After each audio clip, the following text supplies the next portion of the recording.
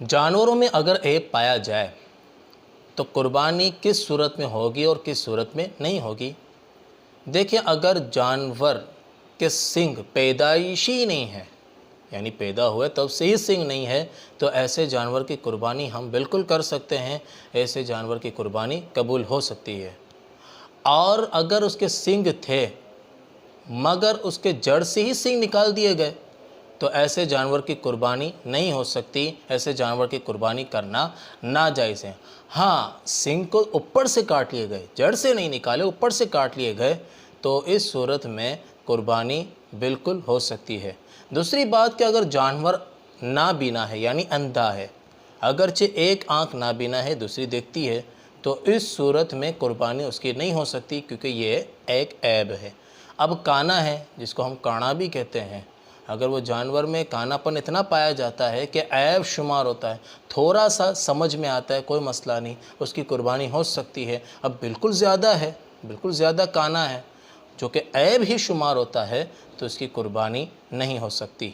इसी तरह के जानवर इतना कमज़ोर है या इतना बीमार है कि वो कुर्बान गाह तक भी नहीं जा सकता, तो ऐसे जानवर की भी कुर्बानी नहीं हो सकती।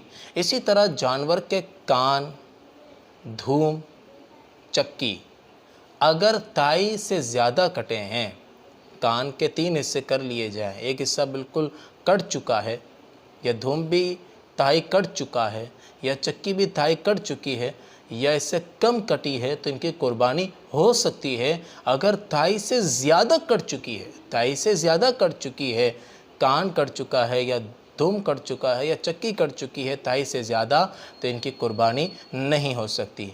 इसी तरह कहा जाता है कि पैदाइशी कान ही नहीं है, यानी कान ही नहीं है, कान का वजूद ही नहीं है पैदाइशी, तो ऐसे जानवर की भी कुर्बानी नहीं हो सकती।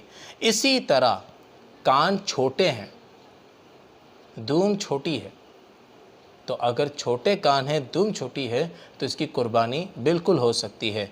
अब कहा जाता है दांत, अगर दांत ही जानवर के नहीं हैं, सिरे से ही जानवर के दांत ही नहीं हैं, जिसके सबब वो चारा भी नहीं खा सकता, अगर चारा नहीं खा सकता, तो इससे जानवर की कुर्बानी नहीं हो सकती, जायज़ नहीं है।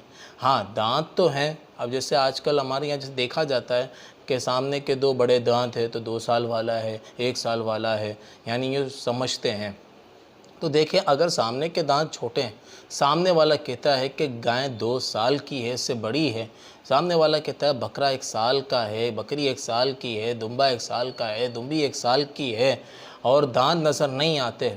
अब देखने से ही लगता है, अब सामने वाले का अगर है भी बिल्कुल बाशरा है, लोग कहते हैं कि झूठ कभी नहीं बोलता, और अगर आप उस पर भरोसा करके ले आते हैं, तो देख के ये जो दांत है, दांत से पता नहीं चलता, ये याद ज़रूर रखिएगा, दांत इसकी गवाही नहीं देती। बाज़ ऐसे मेडिसिन्स भी होते हैं कि जानवर है ही छोटा मगर शोई बड़ा होता है, दांत ही अब जल्दी निकल आए, बड़े ही निकल आए, तो क्या, ये तो अल्लाह तबारक व तआला के दस्ते कुदरत में ये है।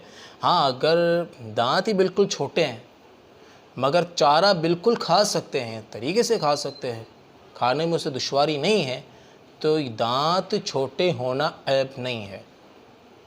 हाँ, दांत ही नहीं है कि चारा ही नहीं खा सकते, तो ये ऐब है। अगर ये सूरत पाई गई तो कुर्बानी नहीं हो सकती। जाएँ कि अगर थन गाय और ऊँटनी का एक सूख चुका है या एक को काट लिया गया है, तो इस सूरत में उस गाय के और ऊँटनी की कुर्बानी जायज़ है।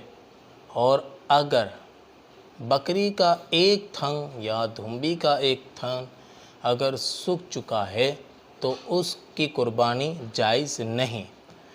अगर गाय और ऊँटनी इनके दोनों थन सूख चुके हैं, तो इनकी कुर्बानी भी जायज़ नहीं। अब बात आती है साथ में खुंसा मुश्किल, इंसान में भी होते हैं, इसी तरह जानवर में भी होते हैं, कि यानी कि जानवर के अंदर दोनों की अलामतें नर व मादा की पाई जाती है, तो उस जानवर की भी कुर्बानी जायज़ नहीं। इसी तरह के ऐसा जानवर कि जो गलीज़ी खाता है, नापाकी खाता है, और जो जायज़ है खाना उसे नहीं खाता, तो जो गलीज़ी खाता है तो उसकी तो कुर्बानी हो ही नहीं सकती। और साथ में ये भी है कि अगर जानवर के پاؤں کاٹ لیے گئے، اگرچہ ایک ہی پاؤں کاٹ لیا گیا تو اس کی بھی قربانی نہیں ہو سکتی۔ تو اور بھی مزید کچھ باتیں ہوتی ہیں جو اگر آپ مجھ سے پرسنلی طور پر اگر رابطہ کریں گے تو انشاءاللہ اور اس کے حوالے سے جو مزید مسائل ہوں گے وہ انشاءاللہ میں بتانے کی سعادت حاصل کروں گا۔